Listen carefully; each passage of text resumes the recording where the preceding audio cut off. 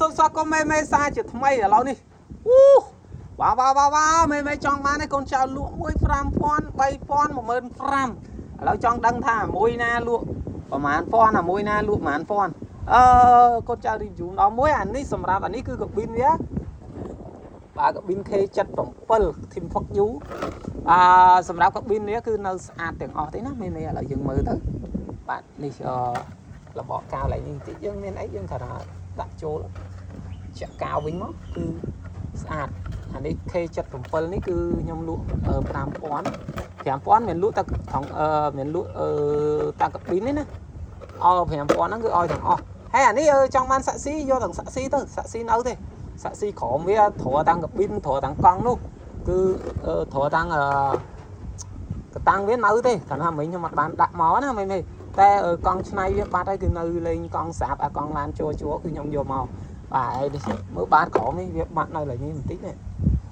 ដោយសារខ្ញុំទុកនៅចិត្តសាលារៀនក្មេងសិស្សសាលាវាទៅទាញពាត់បាក់ម្សិលមិញណាគឺខ្ញុំអត់បានយកទុកក្នុងកន្លែងខ្ញុំធ្វើការគឺនៅឆ្ងាយគឺអត់បានយកទុកឥឡូវពាត់បាក់នេះប្រូលវានៅមួយខាងហ្នឹងប្រូលវានៅមួយខាងគឺមួយខាងទៀតយើងប៉ង់តែប្រូលមកវិញមកនេះយើងធ្វើប្រូលមូលអញ្ចឹងមកឲ្យដាក់មកវិញបាត់ការគឺជាប់ហើយហ្នឹងឲ្យយកទៅតមួយសាក់ស៊ីបែនវាវិញបានហើយសម្រាប់អានេះគឺលក់5000មកគូហ្នឹងថងកាប៊ីនថងអាគឺនេះប្រភេទឡានគឺបែបនេះហ្នឹងហើយសម្រាប់Xka គឺខ្ញុំអត់លក់ទេមិនអត់លក់ឲ្យទុកចោលទេអត់លក់អីគឺខ្ញុំឲ្យ free តែម្ដងសម្រាប់ Xka នេះគឺកធី312បាទគឺនៅ8បានហើយសម្រាប់កង់ក្រោយអានេះយកទៅខាងលួងក្មេងហ្នឹងកូនតុយអីយំអីកាន់យកអានេះទៅលួងដែរដូចក្មួយខ្ញុំបានអានេះហ្នឹងរុញអត់ទៅទេ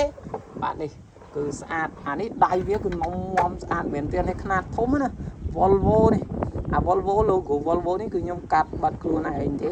គឺ Volvo បាទប្រភេទកាត់ជី312 015អានេះ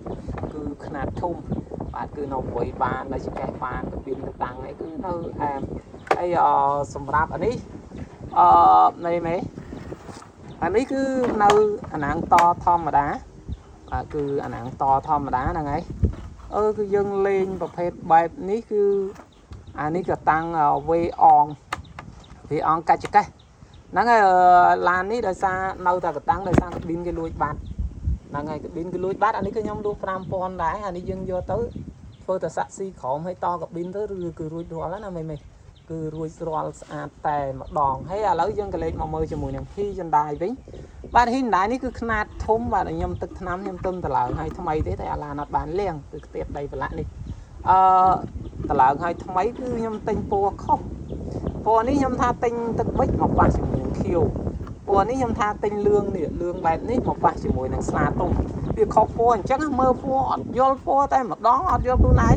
ហើយកណាំងតនេះគឺកូនចៅវាបាញ់ពណ៌ស្លាទុំដែរហើយយើងលេងកង់ឈើកម្មកាយហើយសាក់ស៊ីវាក៏ឈើដែរប្រភេទនេះរឹងអាចទុកបាន50-60គីឡូទៅខ្ញុំអីឡើងអង្គុយពីលើហ្នឹងឲ្យគេរុញបានតែកណ្ដាលឡានយើងអត់លេងប្រភេទជា